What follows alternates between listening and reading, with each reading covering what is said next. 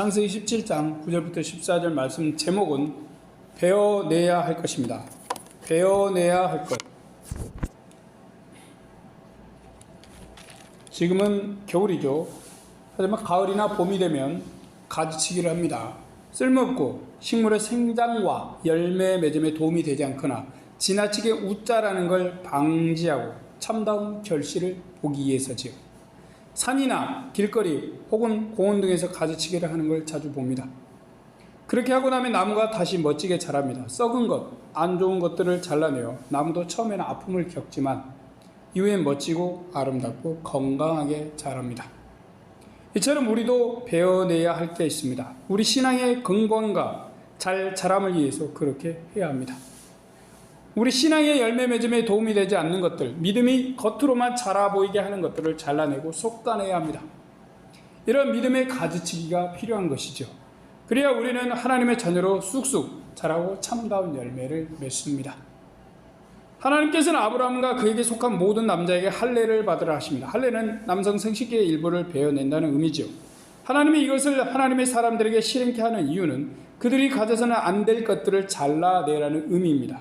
그런 것들을 가지치게 하고 솎아내라는 것이죠. 이 시간 베어내야 할 것이라는 제목으로 말씀을 생각해 보겠습니다. 오늘 말씀에 참여하면서 하나님이 주신 은혜와 능력으로 하나님이 싫어하시는 걸 우리 속에서 쫓아내는 용기와 결단이 있기를 바랍니다. 노아 홍수에서 구원받은 사람들은 죄와 악이 다 사라졌을까요? 그들이 하나님의 사람으로서 경건치 못한 것, 거룩하지 못한 것들을 다 없앴을까요? 아닙니다. 함과 그 후손, 그리고 셈과 야벳의 후손에게서 다시 죄가 자라기 시작합니다. 그들 속에 악이 드러난 것이죠. 하나님의 사람들이 경건치 못하고 거룩하지 못한 것을 행하기 시작한 것입니다. 하나님의 인간들의 이런 모습 속에서 그들의 근본의 문제가 죄성을 다스리지 못함을 아십니다. 그러기에 하나님의 사람이 된 이들이 죄를 다스리고 베어내길 바라시는 것이죠. 하나님이 인간의 근본 문제인 죄와 관련해서 아브라함에게 속한 자들에게 할례를 하라고 하십니다. 9절 10절입니다. 하나님이 또 아브라함에게 이르시되 그런즉 너는 내 언약을 지키고 내 후손도 대대로 지키라. 너희 중 남자는 다 할례를 받으라. 이것이 나와 너희와 너희 후손 사이에 지킬 내 언약이니라. 할례는 몸의 일부, 남성 생식기의 표피를 제거하는 것이에요. 하나님에게 속한 사람임을 나타내는 육신의 표식입니다. 하나님은 이런 일을 아브라함에게 명하셨습니다. 왜 그러셨을까요? 11절 말씀을 보겠습니다. 11절 너희는 양피를 베어라. 이것이 나와 너희 사이의 언약의 표징이니라. 하나님이 시키는 할례는 언약의 표징이라는 것입니다. 이 사람은 하나님을 믿는 사람이구나 하는 표시인 것이죠. 이런 표시를 통해서 자신들이 하나님께 속한 거룩한 자임을 생각하고 보이는 것입니다.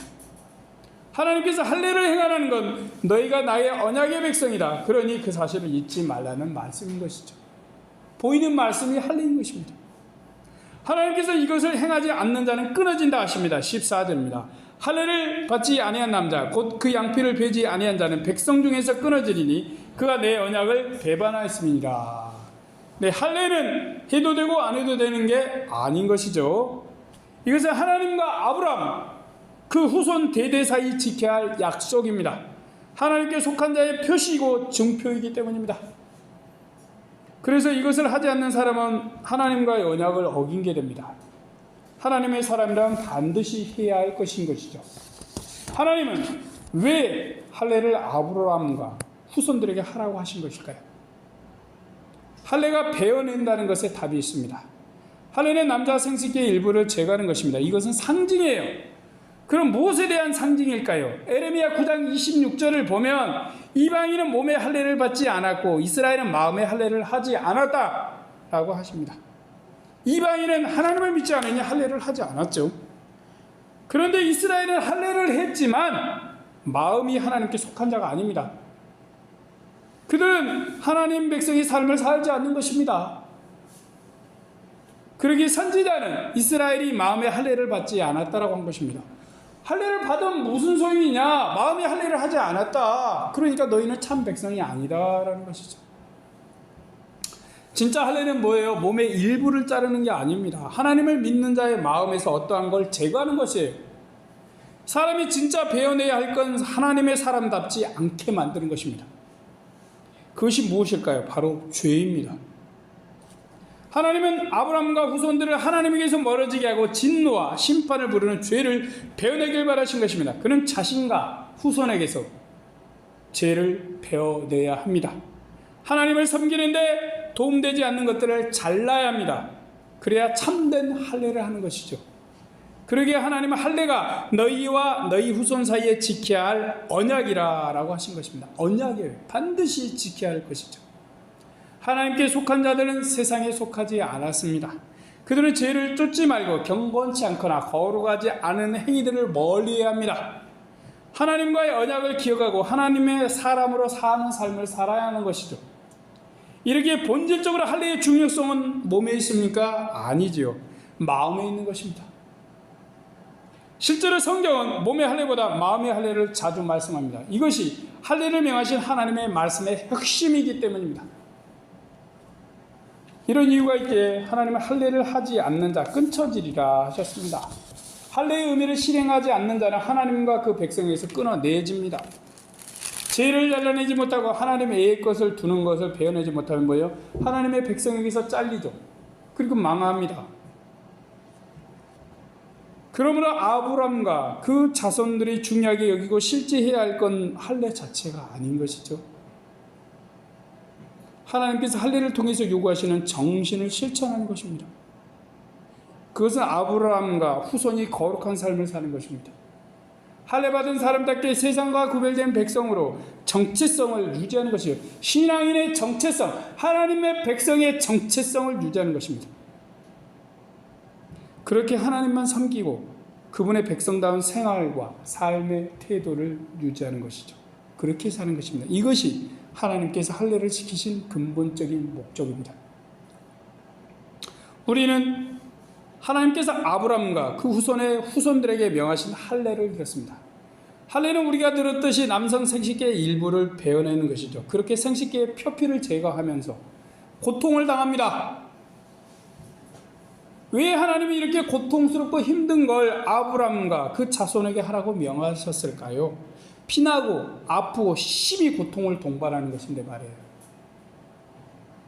오늘날도 힘들 것인데 그 구약시대에 아무 과학도 발달하지 않은 시대에 그냥 돌칼로 잘라요. 돌칼. 구석기, 신석기 뭐 그 정도 신석기 식으로 돌칼로 베어냈는데 얼마나 아프고 고통스럽겠습니까? 그런데 그런 고통을 너희가 경험해라 라고 하나님이 명하신 거예요. 사실은. 그러면 하나님이 무슨 과학자이십니까? 하나님은 하나님의 백성이 되는 게 그렇게 무조건 쉬운 것이 아님을 말씀하는 거예요. 쉬운 것이 아닌 거죠. 그냥 얼렁뚱땅 거저먹는 것이 백성이 된다? 아니라는 거죠. 하나님의 사람이 되려면 뭐예요? 고통이 따라야 한다는 것입니다. 그러니까 그런 고통과 아픔을 경험하라고, 몸으로 경험하라고 소위 양의 피를 베어내게 한 것이죠. 그렇게 되면 피를 흘리고 상처가 생겨 며칠을 고생합니다. 또 딱지가 떨어지고 아픔도 지속됩니다. 그러다가 나아요.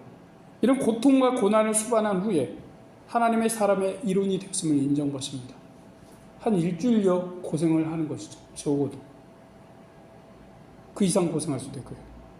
과거 하나님의 사람이 몸의 일부를 베어내는 고통을 경험했듯이 현재 하나님의 자녀들도 다른 고통을 경험할 수도 있습니다.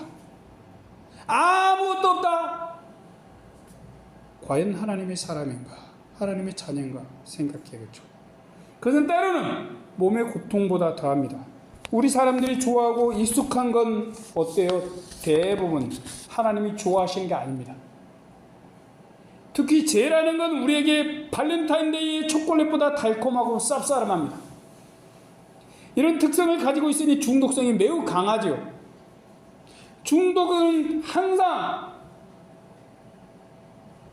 뭐예요? 죄책감 같은 거, 불안을 동반하면서 그것에 대해서 탐닉하게 합니다. 굉장히 강하죠. 죄를 짓기 전 걱정되고 불안하지만 짓는 동안과 지은 후에 잠시라도 강력한 마약의 효과를 냅니다. 그래서 죄에 중독되면 벗어나기가 쉽지 않은 것이에요. 어떤 이가 있었습니다. 그는 교회의 청소년 지도자이기도 했습니다. 그런데 그는 자의행위에 중독되어 벗어나지 못하고 고통을 당하고 있었습니다. 말씀이 그를 찌르는 고통이 있었습니다. 거기다가 이것을 죄라고 생각하면서 행하니 더욱 힘들었어요. 그것을 행하기 전 불안과 두려움이 있었습니다. 행하는 과정에는 강한 쾌감이 따랐죠. 그리고 끝난 후에는 매우 강한 죄책감이 따라왔습니다. 그렇게 쾌락과 죄책감 속에서 방황하면서 괴로움을 당하고 있었습니다. 이렇게 죄는 강한 쾌감을 주고 큰 괴로움과 힘듦을 동반합니다. 또한 이것을 잘라내는 건 매우 힘들고 고통스럽죠. 죄를 잘라내는 건 고통스럽고 힘든 거예요. 그래서 할례를 행하는 이유가 죄를 잘라내는 것과 같기 때문에 고통스럽고 피나고 매우 힘든 것입니다. 하지만 우리는 이런 것들을 잘라내야 합니다. 그래야 하나님의 자녀가 되는 것이죠. 몸이 잘림을 당하면 고통스럽듯이 죄를 잘라내는 것도 고통스러운 것입니다. 그러나 이런 고통을 동반한 후에 우리는 하나님의 자녀로 더 온전히 섭니다. 우리는 할례를 받지 않아도 됩니다. 이제 우리는 몸의 일부를 잘라내지 않습니다. 그렇지만 우리는 아직도 잘라내야 할 게 있습니다. 우리가 잘라내야 할 것은 우리에게 붙은 죄와 하나님 외의 것을 마음에 두는 것입니다. 또 사람을 사랑치 못하는 것이죠. 바리새인들은 하나님을 잘 안다면서 자신들 뜻대로 살아갔습니다. 그들은 자신들이 아브라함의 후손, 할례받은 자임을 중요히 여기고 자랑스러워했습니다. 그들은 몸에 상처를 내고 일부분을 베어내었습니다. 이것이 아브라함의 후손의 증표요 최고의 가치라 여겼습니다. 이렇게 육체를 자랑하며 살았습니다. 예수님이 이런 자들을 향해서 무덤에 해칠한 자들이라 하셨습니다. 겉은 깨끗한 척하나 마음에는 온갖 더러움이 가득하다는 것이죠. 또 그들이 근체와 박하와 해양의 11조는 하나님께 드리면서 이보다 중요한 의와 인과 신은 버린다고 하셨습니다. 이 말씀의 요지는 몸에 할례를 받고 너희가 아브라함의 자손이라고 하지 11조를 잘한다고 하지 그렇다고 치자. 그런데 너희는 마음의 할례를 받았냐? 삶의 11조는 하고 있느냐라고 하신 것입니다. 여기서 예수님이 중시하는 건 마음의 할례인 것이죠. 주님은 바리새인들에게 몸이 아닌 마음의 죄와 악한 태도를 잘라버리라고 한 것입니다. 하나님의 참 백성다운 태도를 가지라 하신 것이죠. 우리는 이제 할례 대신 세례를 받습니다. 세례는 물론 몸의 일부나 전체를 씻는 의식이지요. 이것은 우리가 목욕하지 않고 샤워하지 않으니 이때만으로도 씻으라는 의미가 아니죠. 세례를 주님이 명하신 건 우리의 죄를 씻으라는 것입니다. 그런데 우리는 스스로 죄를 씻을 수 없습니다. 그리스도께서 우리 대신 피를 흘리심으로 우리의 죄가 씻겼습니다. 우리의 죄된 육신이 죽었습니다. 그리고 그리스도의 피와 의로 살아났습니다. 그렇게 우리는 새 사람, 새 백성이 되었습니다. 바로 이것을 기억하는 게 세례인 것이죠.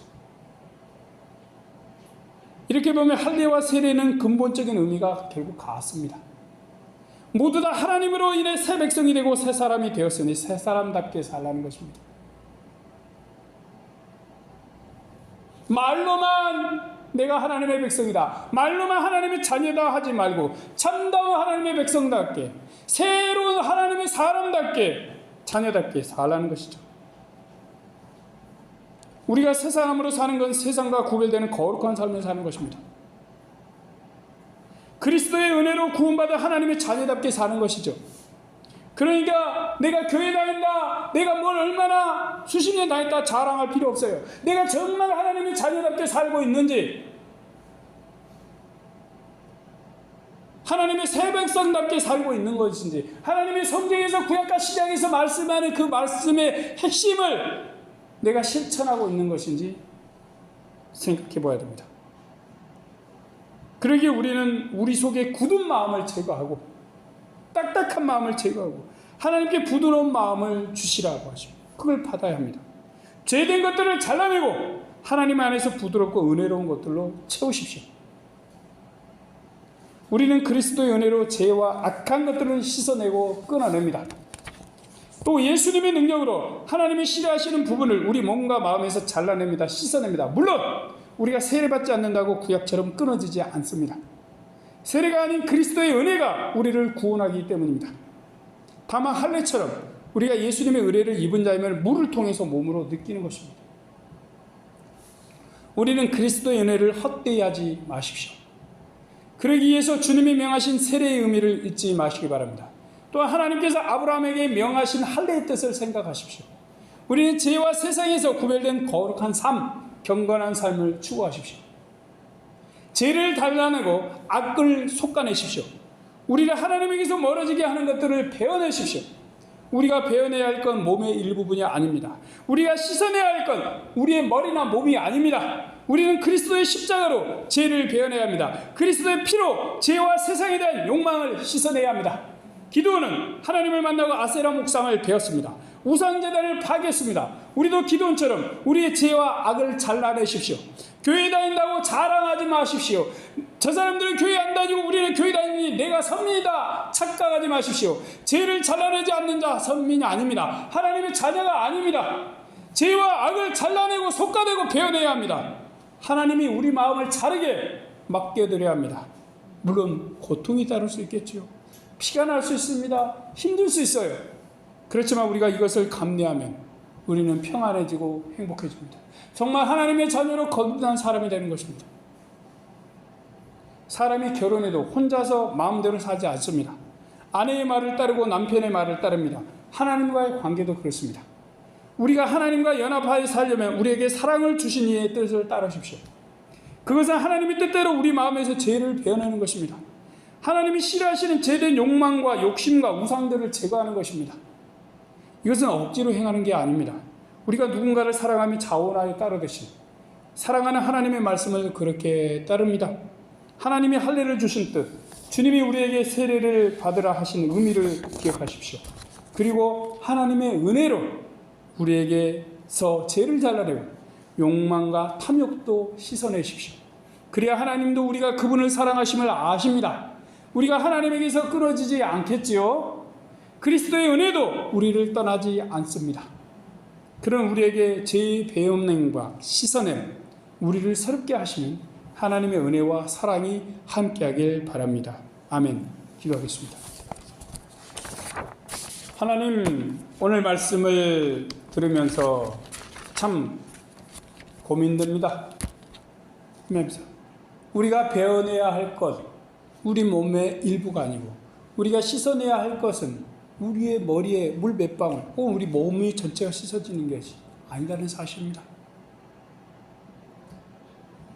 할 일 없는 고통과 아픔과 피를 본다면 얼마나 무지하고 어리석고 바보입니까?